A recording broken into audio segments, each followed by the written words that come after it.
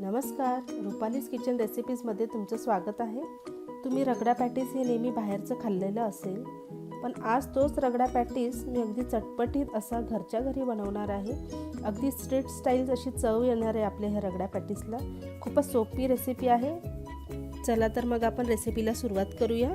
इथे मी 1 वाटी एवढे पांढरे वाटाणे 5 ते 6 तास पाण्यात भिजत ठेवले होते। आपले हे वाटाणे व्यवस्थित भिजलेले आहे। याचाच आपण रगडा तयार करणार आहोत। हे वाटाणे आपण कुकरला शिजवणार आहोत। त्यासाठी मी कुकरमध्ये याला टाकून घेतलं आहे। 1 ग्लास एवढं पाणी घातलेलं आहे कुकरला आणि चवीनुसार मीठ घालणार आहे। पाव चमचा हळद घालणार आहे रंगासाठी आणि व्यवस्थित असे आपल्याला शिजवून घ्यायचे आहे। 2 ते 3 शिट्ट्यांमध्ये व्यवस्थित हे शिजतात कुकरला। तोपर्यंत आपण इथे बटाटे पण शिजवून घेणार आहोत कुकरला। 4 मोठे आकाराचे बटाटे घेतलेले आहे मी।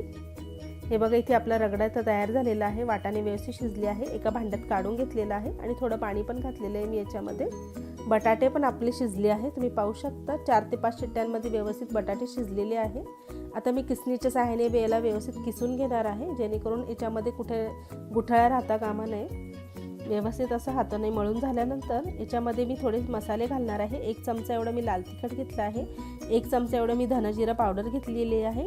अर्धा चमचा मी इथे आमचूर पावडर घेतलेली आहे आणि अर्धा चमचा एवढीच मी इथे चाट मसाला घेतलेला आहे। चवीनुसार मीठ घेतलं आहे। सगळं साहित्य आपण एकत्र करून घेणार आहोत। थोडंसं मी इथे कोथिंबीर घालणार आहे चवीला आणि व्यवस्थित सगळं साहित्य आपल्याला एकत्र करून घ्यायचं आहे। एक गोळा तयार करणार आहोत इथे। हे बघा, इथे गोळा तयार झालेला आहे आणि असे छोटे छोटे गोळे काढून आपण याचे पॅटीस करणार आहोत। हे बघा, तुम्हाला किती छोटे मोठे आकारात गोळे तयार करायचे आहे।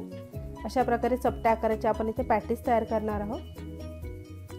तुम्ही याच्यामध्ये बाइंडिंगसाठी कॉर्नफ्लॉवर पावडर किंवा थोडे पोहे सुद्धा भिजवून घालू शकतात, पण मला इथे गरज वाटली नाही म्हणून मी नाही घातले आहे।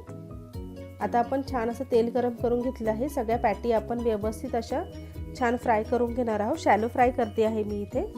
छान असा सोनेरी रंग येईपर्यंत आपण याला तळून घेणार आहोत। हे बघा, दोन्ही साईडने व्यवस्थित याला भाजून घ्यायचं आहे। छान कुरकुरीत झाल्या पाहिजे आपल्याला ह्या पॅटीस। हे बघा, किती सुंदर रंग आलेला आहे पॅटीसला। आता ह्या टिक्की आपण काढून घेणार आहोत। एका प्लेटमध्ये मी रगडा घालणार आहे सगळ्यात आधी।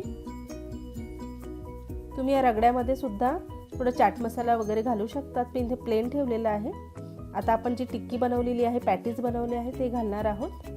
त्याच्यावरतून आपण अजून थोडासा रगडा घालणार आहोत। त्यानंतर आपण याच्यावर पाणीपुरीचं जे पाणी असतं ते घालणार आहोत। तुम्ही इथे हिरवी चटणी पण घालू शकतात, पण मी इथे पाणीपुरीचं पाणी बनवलेलं आहे।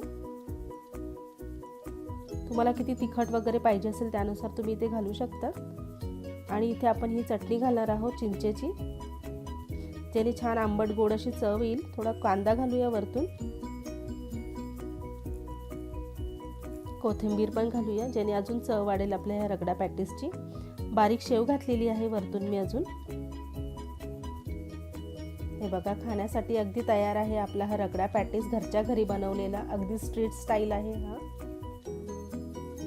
पाहूनच अशी खाण्याची इच्छा होते। आणि अजून थोड्या क्रंचसाठी मी इथे थोड्या पापडी घातलेली आहे चुरून, याने अजून थोडासा क्रंच येतो, छान लागतं खायला। हे बघा, किती सुंदर दिसतोय आपला रगडा पॅटीस। मी तुम्हाला दाखवते इथे एक पॅटी तोडून। तर तुम्हाला ही स्ट्रीट स्टाईल रगडा पॅटीसची रेसिपी कशी वाटली आहे तुम्ही कमेंट करून नक्की सांगा। आणि तुम्हाला जर ही रेसिपी थोडी आवडली असेल तर नक्की एक लाईक करा आणि चॅनलला सबस्क्राईब करायला अजिबात विसरू नका। पुन्हा एकदा भेटूया अशाच एका स्वादिष्ट चटपटीत रेसिपीसोबत। तोपर्यंत धन्यवाद।